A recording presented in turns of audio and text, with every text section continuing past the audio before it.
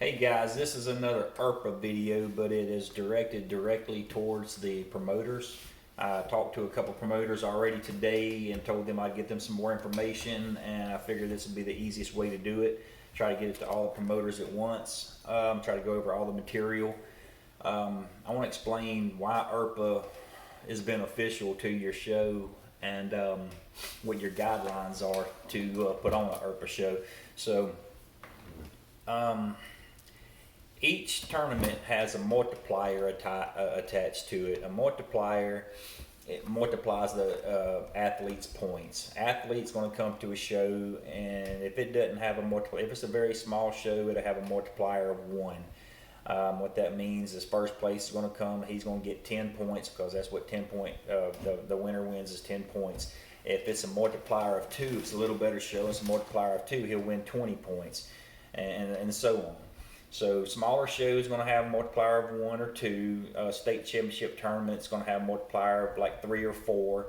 So if it's a top-notch state championship tournament with live streaming, things of that nature, it'll have a multiplier of 4. The winner will win 40 points. The loser will win 4 points. So it's upping your game as a promoter. You want to have the higher multiplier possible because the athlete's points last for 3 years, and all throughout the year he's chasing points to either chase somebody or be ahead of them. So the incentive there is to have a higher multiplier attached to your tournament so you can get these guys to come to your tournaments. So that's going to up your game as a promoter, get you a little bit more professional in it. Having these higher multipliers and more for turnout, more professional tournaments, going to yield you a higher entry fee as well. You'll be able to charge a little bit more for it, so that'll offset the cost for having the tournament under URPA. It's $100 to have an URPA tournament, but like I said, just the extra entries by itself, and then you can charge a little more for your entry fees. That's going to offset that cost, and you should make a little bit more money than that by itself. What it's doing ultimately is legitimizing the sport and helping us gain sponsors. Over in Europe, they're not relying on entry fees. Heck, none of us rely on entry fees. We're not making money as a promoter off of entry fees. Some of us are losing money if we're relying on just entry fees. So over in Europe, they have payouts $50,000, and they're not doing that off entry fees. How are they doing it? They're doing it with sponsors. They're doing it with they're getting these sponsors because they're legitimate. They're putting on a legitimate show. We don't do that here. There's been times where some of these organizations, UAL's done it in the past, WAL's doing it now. They're putting on legitimate tournaments and they're getting sponsors. And that's how we have to get sponsors, is putting on a legitimate tournament. It's not going to happen any other way. So the bracketing system is the best thing for me, in my opinion, for a promoter, the way the bracketing system works. It eliminates every bit of that yelling in the microphone business. When you're steadily yelling in there trying to find somebody and they're outside taking a smoke break and you don't know where they are, you're hollering for them to come to the table, or you're steadily yelling this athlete to table 1, this one to number 2, this one's up on deck table 1, this one's up on deck table 2, and it's just non-stop yelling in that microphone. You lose your voice by the end of it, and it's nerve-wracking. So that eliminates 100% of that. It's a bracket system the way it works.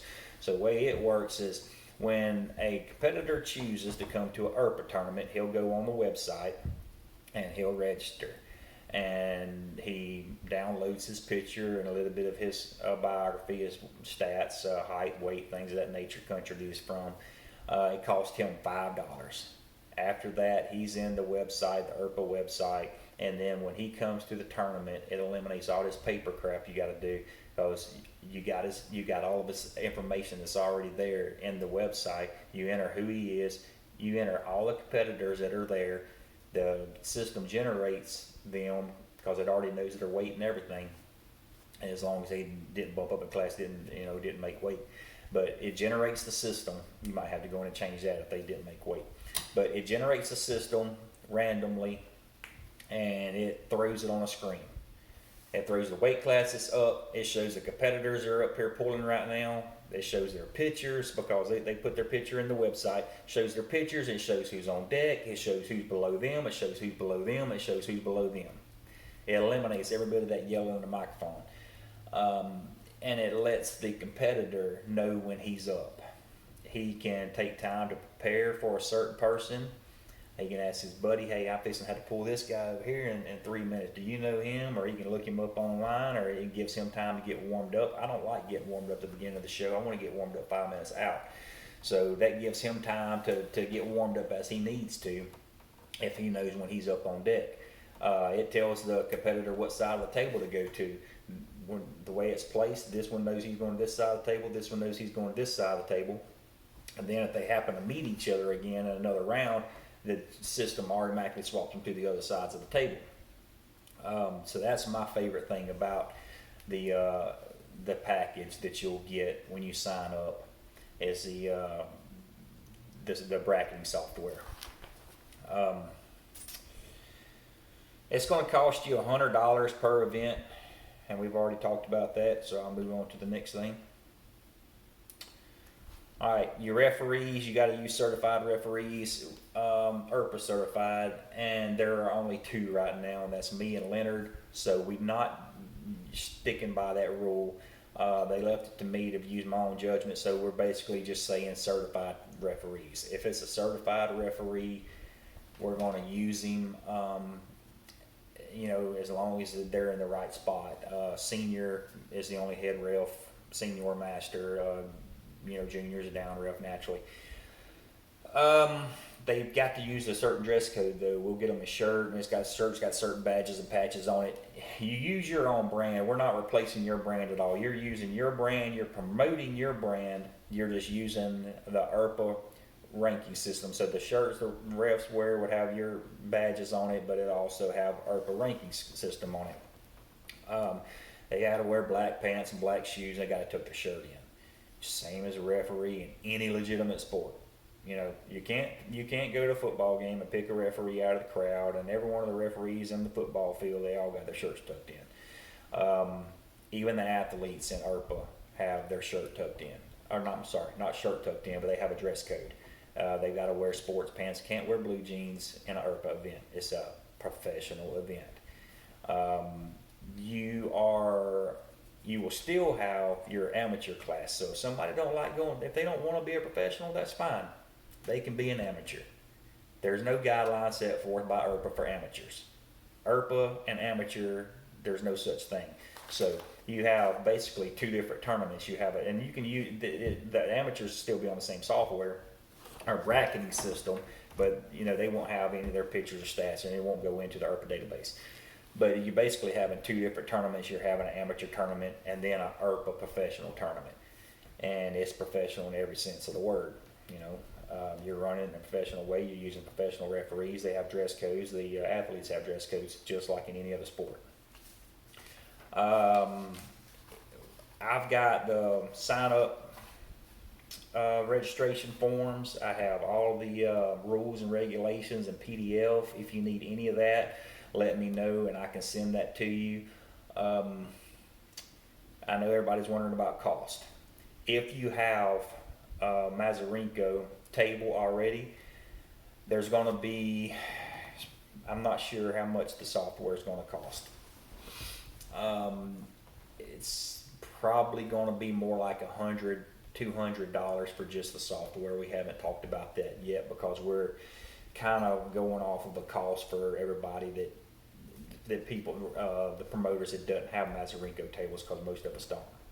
But if you already have a Mazarenko table, you only have to purchase the software. It's probably going to be $100, $200 for the bracketing software. If you don't have anything, they're sending me startup kits. They're sending me a pallet full of startup kits, tables, and all the bracketing software, scoring manuals, everything that you need to run an URPA event, and it costs $1,000. That's shipping included. And also I will come to your first show just to make sure you got everything rolling good. If you need any help with anything else, refereeing, I'll help you ref. but I'll be at your first show just to make sure everything's running good. Like I said, it's going to cost you $1,000, but I'm not sure if you've ever seen a Mazarenko table before. But there's room for sponsors all the way around it. There's a ledge all the way around the table, and each leg has a pad on it. The pads are about this big around, and in Europe they put the logos all up and down the pads and around the band, so there's a lot of space there for sponsorship logos. So the startup kit's $1,000, but I mean you got a potential to even make money off of that with your sponsorship space. So just look at it that way. I know that Anthony Loredio of PAL, he's already asking for sponsors to help him offset his costs. So I don't see any way that this is going to hurt you as a promoter. I see a lot of ways that it'll help you. I see ways that it can help you make money. If you're looking at $100 cost per show, if you think that you're not going to get any extra entries, which I think is crazy, or extra sponsors, I just think, in my opinion, this is the way to go. We've got to be a legitimate sport to change the way that people look at our sport. We're still an underground sport. If arm wrestling was ever going to change and be a legitimate sport on its own, it would have already done it. It's been around forever. We've got to do things as promoters and athletes to be a legitimate sport. We don't put the things out there that other sports do, that other legitimate sports do. They have these other standards and guidelines they go by. I had a promoter earlier, and he puts on good legitimate sports, and he makes, he's got good sponsors with it. And he was saying, well, I don't see how this is going to help me. Well, if you're already doing that type, then that's fine. But why did we ever get into this to begin with? I know I didn't get in it to make money off of it. I don't think anybody really did. It was really to grow the sport. I've lost money. I've heard so many other promoters talk about losing money on shows, and they're still doing it because they're trying to grow the sport. And so that's what the main goal with this is to grow the sport. So this is just the way of the future, in my opinion, and to help the sport grow, help you with your tournaments, become a better promoter, and help the athletes become better athletes. Because when the athletes are chasing these points, it's helping them. It's helping the amateurs step out of the amateur realm and get into the professional realm, because there is no URPA for amateurs, and it's making them go to higher level tournaments, because they're wanting to go to a 3 or 4 multiplier versus a 1 or a 2. So when they go into 3 or 4 multipliers, they're getting better competition. Anyway, that's the best appeal I can make to it, guys. If you need anything else, send me a personal message on Facebook, or you can always email me at mshgeneral@yahoo.com, and give me a message. I'll help you get set up as fast as the easiest way possible. I appreciate your time.